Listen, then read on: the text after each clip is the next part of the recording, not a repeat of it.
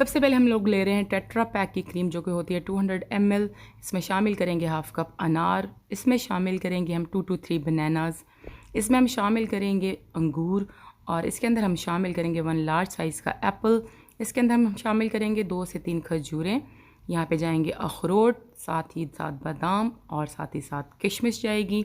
और इसके बाद हम इसके अंदर शामिल करेंगे 1 बड़ा चम्मच, जो खाने का चम्मच होता है, शहद।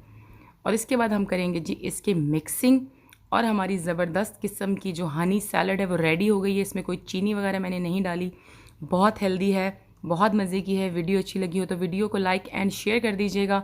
मेरे चैनल को फिदामना को सब्सक्राइब कर दें, बेल आइकन भी दबा दें, वीडियोस को देखते रहें।